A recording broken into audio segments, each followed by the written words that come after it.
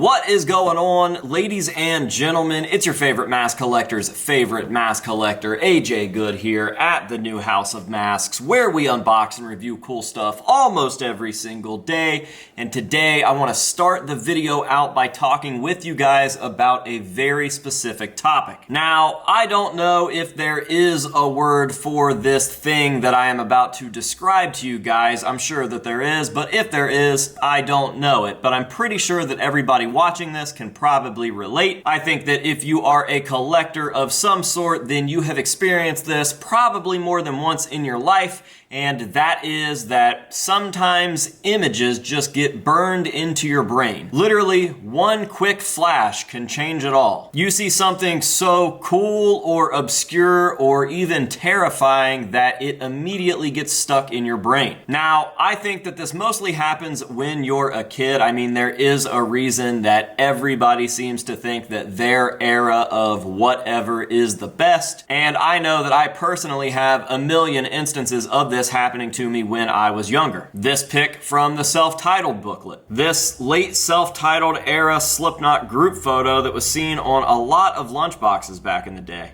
This pixelated image of a bloody clown from the World Domination Tour in 2000. Now, it doesn't have to be Slipknot related. I was just naming those because this is a Slipknot related video, and those are some of my absolute all-time favorites of whatever this phenomenon is. But I've got some from skateboarding, like Tony Hawk doing the 900, Goosebumps covers galore, tons of shots of Michael Myers in Halloween 2 from 1981. But alas, this is a Slipknot video, and if you're watching this, you probably like Slipknot, so I feel like that is the most common sense and maybe the most relatable. And with that being said, it seems like the older that we get, the less this phenomenon happens. In fact, this happens so rarely, for me at least, that I can tell you guys the exact moment that it happened to me for the last time. So about 7 months ago, Not Concerts 100 over on YouTube starts leaking a bunch of incredible Slipknot footage from back in the day. I was browsing through some of those videos and I got to the Milwaukee, Wisconsin concert from 2000. And wouldn't you know it, right at the beginning of the video as Slipknot are making their way onto stage, I see this.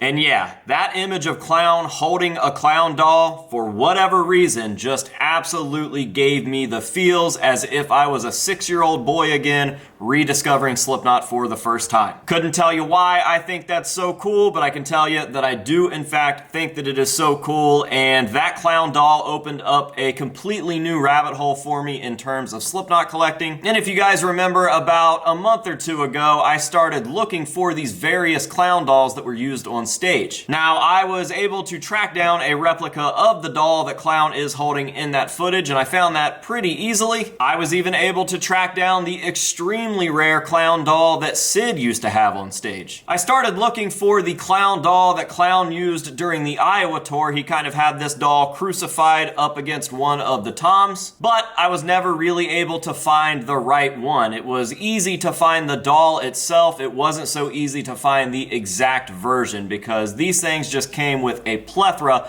of different clothing, and tracking down the exact one with the exact right clothes and the exact hair is just impossible. However, in today's video, I think we've done one better than all of those things combined, because in today's video, we have the real deal stage-used clown dolls. Now, with that long-winded intro out of the way, let's go ahead and get on into the box and take a look at these things. I kinda can't believe that they both fit in this extremely small box, but it is what it is. If they're in there, I am going to be happy, and it looks like they are. This is one of the craziest scores of the year. Maybe one of the craziest scores in a while, to be honest, because, man, I am just absolutely in love with these things. Looks like the first one that we are going to pull out is going to be the crucified Iowa doll. He seems to have seen better days. One of his arms altogether is missing. Here is the other one.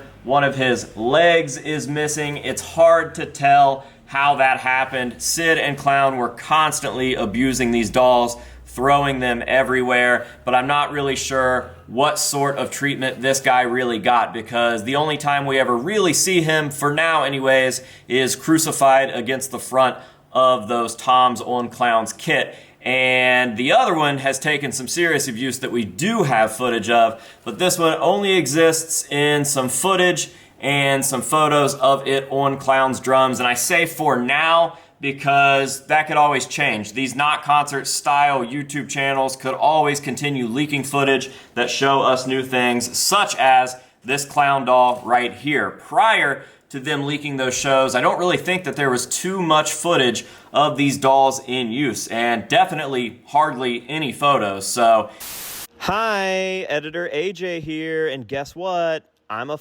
idiot. So as I sat down and started editing this video, I realized that I missed pretty much every opportunity to show you guys and give examples of just how stage used this next Clown doll is. So before I pull it out and show it to you, I wanted to go ahead and correct that mistake, because as I mentioned, we went from really not even knowing that this doll existed, not having a whole lot of footage or photos of it, to these leaks coming out and kind of changing everything. Like, we didn't just see this for 1 or 2 shows. This thing started popping up everywhere in all of that footage from the late 2000s. So this wasn't a 1 or 2 show used prop. This thing was used all the time. Clown would come out with it at just about every single show in 2000, from the time that he got it to the time that 2000 ended and we went into Iowa. I mean, this thing literally even popped up at the Dynamo show, which I had no idea about until after I had already purchased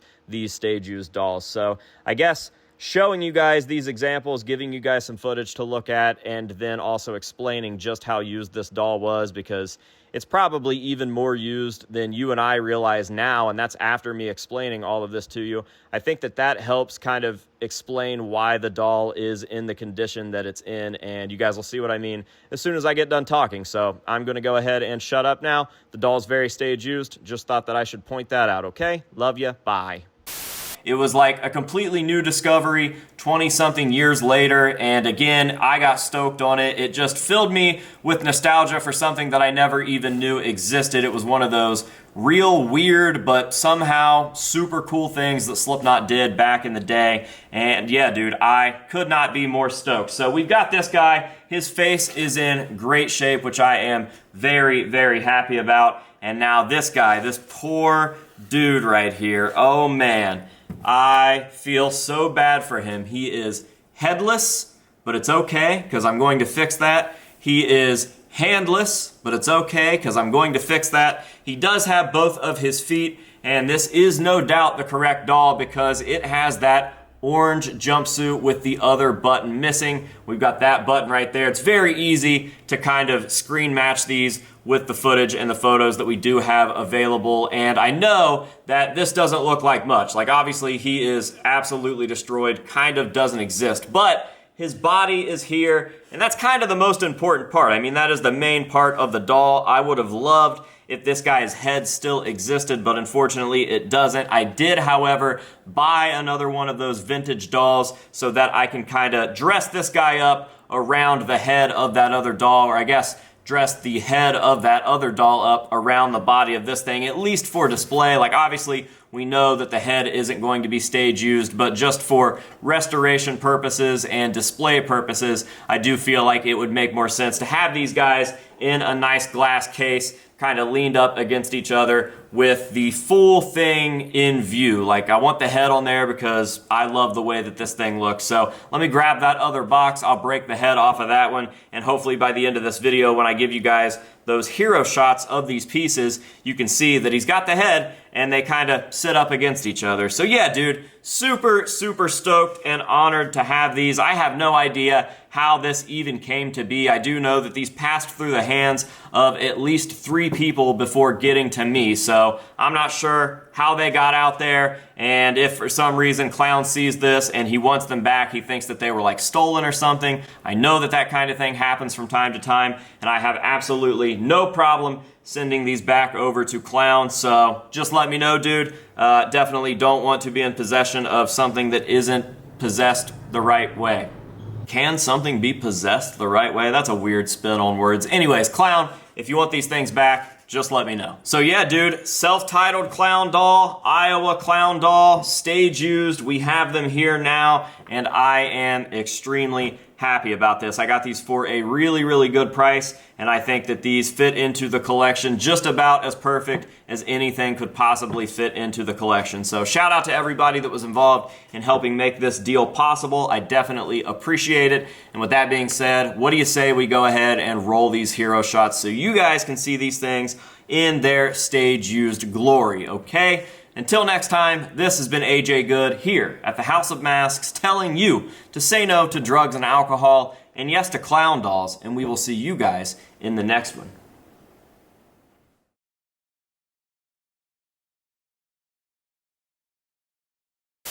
Alright guys, so I know that I just filmed that whole outro and kind of led you guys to believe that we were going to be doing the hero shots there, but I wanted to quickly show you just how easily I was able to kind of get this thing back into a displayable and recognizable form without doing anything crazy to the original piece. So there was no like legitimate reconstruction, nothing has been altered on the original clown body, and I was able to get it back to having hands and a head and a body on the inside. So basically what I did was I took this donor clown of the same brand, it's the same kind of clown, the only difference is the suit is a different colorway, and I was able to cut the arms off at the shoulders because that whole piece is like one tube of stuffing that is kind of stitched or attached to these hands, and I was able to slip that down through the sleeves, and luckily these sleeves are so snug that you kind of can't pull the arms out. Like, they're not going to fall out when I move this thing around. If I were to pick it up right now,